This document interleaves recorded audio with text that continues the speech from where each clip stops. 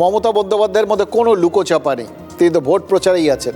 উত্তরবঙ্গে ঘুরছেন এবং সেই প্রচার সভার মঞ্চ থেকে তিনি পরিষ্কার বোঝাচ্ছেন যে গ্যাস না পেয়ে মানুষের ভোগান্তি যত বাড়বে ততই তৃণমূলের বেলুনে গ্যাস ভরার সুবিধা হবে। দিকে দিকে গ্যাসের জন্য মানুষকে যে লাইন দিতে হচ্ছে সেটাকেই তিনি বিজেপি বিরোধী লাইন করে দিতে পারবেন, এইটা ভেবেই তিনি হয়তো মনে মনে প্রফুল্ল হচ্ছেন এবং আরও বেশি করে ভোটটাকে আঁকড়ে ধরছেন। তাই জনসেবার জন্য যারা মরিয়া সেই প্রার্থীদের এই সময় আরও বেশি বেশি করে মানুষের হয়ে হয়রানির অভিযোগ তুলতে বলছেন তৃণমূল নেত্রী। তার মানে পরিস্থিতি বিচার করে দেখলে প্রধানমন্ত্রী যেভাবে এই পরিস্থিতিটা বিচার করছেন, গোটা বিশ্ব যেভাবে এই পরিস্থিতিটা বিচার করছে, তাতে ভোটটা এই পরিস্থিতির সাথে ঠিকভাবে খাপ না খেলেও তৃণমূল কিন্তু খাপ খাইয়ে নিচ্ছে। ভোট রয়েছে বলেই বাধ্যতামূলক বিরোধিতার রাস্তায় বিরোধীরা হাঁটতে বাধ্য হচ্ছে, এটা ধরে নেওয়াই যায়।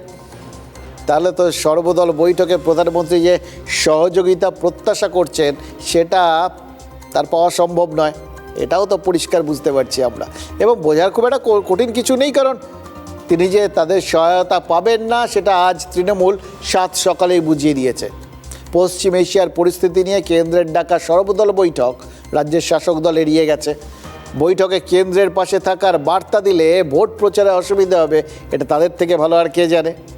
সহযোগিতা আর বিরোধিতা এই দু নৌকায় পা দিয়ে চললে তাদের রাজনৈতিক গ্রহণযোগ্যতা যে ভোটারের কাছে নষ্ট হবে, এই ঝুঁকিটা তৃণমূল কীভাবে নেয়, এটা বুঝেই সম্ভবত তৃণমূল এই সর্বদল বৈঠকে প্রতিনিধি না পাঠানোর সিদ্ধান্ত নিয়েছে। এবার এটার ফলে এটা তো বুঝে নিতে কোনো খুব একটা অসুবিধে নেই যে সবাই এক হয়ে থাকছে না, মানে কারণটা যে যেভাবেই বলুন আসল বার্তা তো এটাই। আর সবাই যে এক হয়ে থাকবে না এটা বুঝেই কি আবার সবাইকে এক হয়ে থাকার বার্তা দিয়েছিলেন প্রধানমন্ত্রী, এবং সেই বার্তা যাতে সবার কাছে পৌঁছয় সেজন্যই কি সচরাচর দেখুন এই ধরনের যখন সর্বদল বৈঠক হয় একজন কোনো একটা কেন্দ্রীয় মন্ত্রী রইলেন আর কি, এরকম একটা হয়।